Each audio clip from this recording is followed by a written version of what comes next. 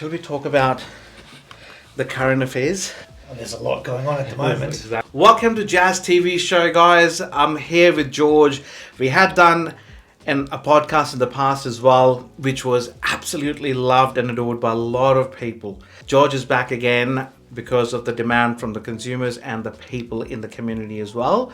So George, welcome to another episode of Jazz TV Show. Thank you so much. Glad to be here. I know you're a busy person, but please, thank you so much. It'll be so much amazing today to get some insights from you. I love your life experience discussions that we always have. So we'll talk about that as well. Talk about what's happening today in this world and how does it impact people. And also we'll talk about MB Dreams. George, let's start from there actually. Okay. MB Dreams, my little pet project. So as you know, it's been a few years in the making. It's had some new turnarounds, a few different directions we've gone in. Started off more as a hobby for selling old Mercedes-Benz parts and old Mercedes-Benzes. But the exciting thing is we've moved into what I call rescue cars. Right. So where we go and find a rare car or two. We're also going to start our own YouTube channel in the next, I think it'll be about 2 months away. So we've already started filming and doing those sorts of projects at the moment. We're expanding to a new workshop as well. So we now currently have the workshop in Melton, as you're aware. We're also about to open up another one in Ballarat as well. That plus all the other storage yards, etc. So we are growing, we're expanding slowly but sure. So we've got a couple of really cool projects on the way. One is what we refer to as the Lost Lorenza. So if you don't know about Mercedes history back in the 80s. Let's talk about it. Did up cars, so they spruiked them up and they did body kits. This particular car went directly from Mercedes-Benz factory directly to Lorenza. Lorenza did their beautifying work on it. We don't have a lot of history on it. Right. Mercedes don't have a lot of history on it. We're in discussion with Lorenza themselves to try to work out where this car fits into their history. It's a two-door Mercedes. It's a 380 SEC. Nice. But unfortunately, over the years, owners have taken the special bits off the car, so it's been an absolute nightmare trying to find the right parts to suit this car. But very, very rare car. It was actually just saved from a wrecker. I happened to be there looking at a different car, and I saw that in the background in a queue to be crushed, and I saved it thinking it looked different. I had a gut feeling it looked different, something special about it, and so I said, all right, I'll take that one as well, and we did, and then lo and behold, there was a special car in there. We also have a station wagon that is very, very famous. It came from the UK. Sophia Loren actually sat in this car, so it's got a bit of street cred. But it is an absolute mess. It's a shamble, but that's also about to be started. That's another project that we're going to start to do. There's only a few of them around now. I think maybe as small as 8 of them in the world. Right. And we've got one. Yeah, we've got one. Wow. But how many in Australia do you reckon? I think there was only 3 in Australia. Okay. I know one of them a couple of years ago was sold to someone in Singapore. So I think this one is one of 2 left. It is a mess though. Right. But it's going to take a lot of work. But you'll obviously... Yeah, and it's going to be on YouTube, so we're going to do looking forward to it. Full restoration on that one. And I love the fact that you've used the word you've saved it. Yes. Well, that's how I see it. That tells your passion about the cars. Yes, well, that's what we like to do. I like to say rescues, and I don't generally own the car. I just sort of caretake the car until the next person who's going to caretake the car. We've got quite a few special vehicles in the background, including a 2.6 limousine, so an old-fashioned 80s Mercedes limousine. Is that the white one or the cream one that was on your Facebook page? Yes. So there's 2 of them. One's a 140. I saw them driving into the warehouse. That's the one. Yes. So that one there. So we're going to be restoring that one to make it a Miami Vice limousine. Right. We've also got another 80s coupe, which we're going to bring back to its glory. There's a few projects. There's about probably 10 all up projects that we've got lined up. So when these cars are ready for another caretaker, I use the same word. Yep. So how do people get to know about these cars? Do you put them on car sales or do they go on to dealerships? So far, I've already got a list of people who are curious and are waiting to see what happens with them, particularly the station wagon, the 116 station wagon. I've got people who are interested in America and in the UK and someone in, I think it was Prague, so somewhere around that pocket of the world, who are interested to see what happens to that car because they are so rare. So Wow. chances are it will probably go overseas. Guys, if you are watching it, and if you are a car taker or caretaker of a car like that, reach out to George. Absolutely. Absolutely. I've got normal cars as well. So these other cars can be worth a fair bit of money, but I've got normal Yeah. cars as well that Wow. normal people can afford, like you and me can afford. So, maybe you. So, tell me a little bit more about the journey. How it first started. How did the passion for the cars came about? And how did it lead for you to sort of realize that, okay, well, this needs to actually expand, or perhaps you need to maybe go into a warehouse and you need to sort of start buying or caretaking more cars? The story, I suppose, starts a long time ago, before I was born. Before I was born.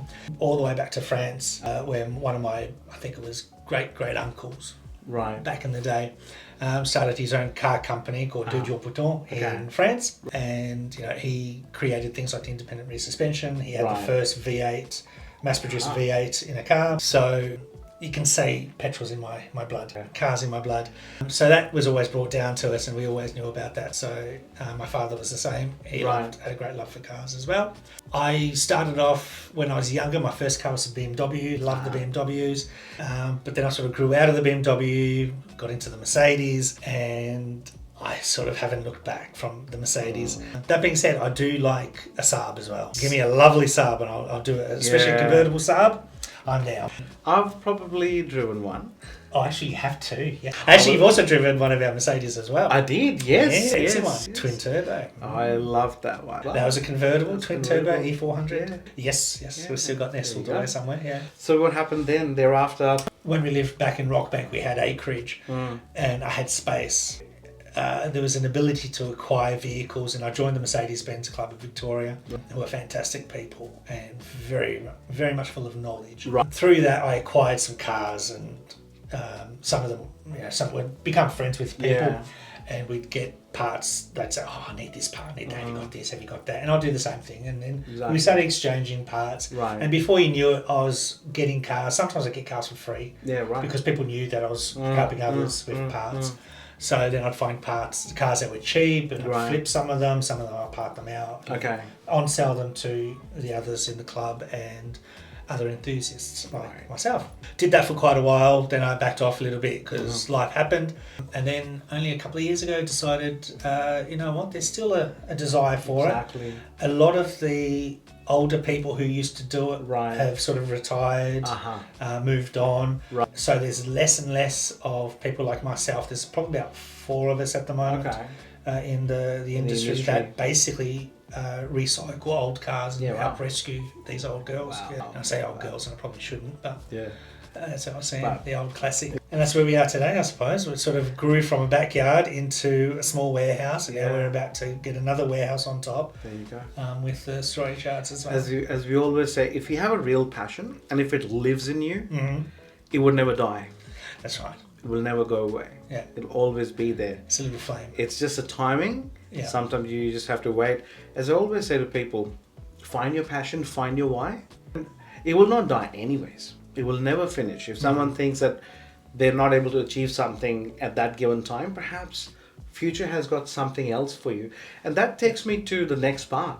George's mindset at that time, when you said life happened, things happened, without going into too much details. What was your feeling when you were not able to do what your passion was and you had to sort of hold back a little bit for many years? And what would you recommend younger generation if someone wants to follow their passion? What's your opinion and advice to them? If we go back into the past, I was very much about being successful, making the right height in business and doing the right things, but achieving and acquiring. So having multiple properties, as you're well aware, that's what we were trying to do. Exactly. Acquire multiple properties, have really nice cars, have a good wage coming in, go on the fancy pants holidays, dress well, all the rest of it, so everything involved. But that, it requires a lot of hard work. It requires a lot of time, effort. It requires you to sell part of your soul. You'll find when things changed for me, my life completely changed. And I went from having a great job with, great status, a reasonable income coming in, a good life where we went on Right. holidays, regular holidays, cruises, travelling, family unit, and then literally overnight it disappeared. Right. So suddenly the properties disappeared, the cars disappeared, the family disappeared, everything went backwards. Right. Literally went to a stop. Literally came to a stop and started going backwards. And I had to reassess what I wanted out of my life. This isn't something that happened overnight. Right. This took many years Exactly. to think about it and to work through all these things. And I'm not ashamed to say I went and got professional help as well to work through, Right. because as an ordinary person, I know roughly what's going on in my head, but it's good to have a professional True. work through with Exactly. you. Exactly. And that's where it comes in. A lot of people are ashamed. It's not shameful. It's not. It's not shameful to become better. Yeah. It just sometimes helps you to either find yourself or perhaps having at least getting clarity. Yeah. Because we do have those thoughts in their mind. We know what's going on in your mind. I think they said there are almost 1 million thoughts coming to your mind every single day. So your clarity gets lost there. Yeah. But when someone asks you questions and then they dissect everything in your mind, or perhaps advise you in terms of what what you're thinking is right, because answers always there, you know that, but they just get disappeared in your You do. yeah. The thing I found was that if you don't have someone to actually let it out to, Yeah, you suddenly start swimming in your own thoughts, true. and before long you're actually drowning in your own thoughts. Exactly. And then you don't know anymore what's real, what's not real, True. what's right, what's wrong. That's a really good way to put it. It Yeah, all becomes very blurred, and that's when you start to drown. exactly. And if you get to that point, you need to see someone Exactly. who will help you. Exactly. You can work out what you need to do, where you go. They're not going to find the magic solution. Okay, it's not like they have a magic wand and Exactly. go dang and you're done. 100%. The hard work still has to come from you. You have to Exactly. want to do You have better to for get yourself. things into action. So that was probably the hardest part, was getting through that stage. And then there was a whole stage where I had to sit back and think, okay, so this is where I am today. This is what I got left. What do I want to do? What's important? And that's when I realised that having all these assets, having Right. all this lifestyle, the status, the jewelry, the life, the clothes, the cars, isn't important. It's not important because I wasn't happy. And that's the thing. We have one life. True that. We only have one life. Exactly. Every day is a gift. We don't know if True. today is the last day. We don't know what's going to happen tomorrow. True. We have one life. So why torture yourself? Why punish yourself and not do what you want? Exactly. Which is why now I teach my kids that you must be happy, True. be good, Do what keeps you happy. be kind, Be- and I've actually added to that as well, be kind to yourself. True. So not only be kind to others, but be kind to yourself. And I only learned that a few weeks ago. So I was sitting with my doctor and we were talking, and I was telling him this is how I live now. I live to be happy, be good, and be kind to others. And he sat there and he looked at me and he's like, you forgot a very important thing there. They're great values, but you forgot an important one. I'm like, what more do I need to do? If I'm happy, I'm being good and I'm being kind to others, he goes, what about being kind to yourself?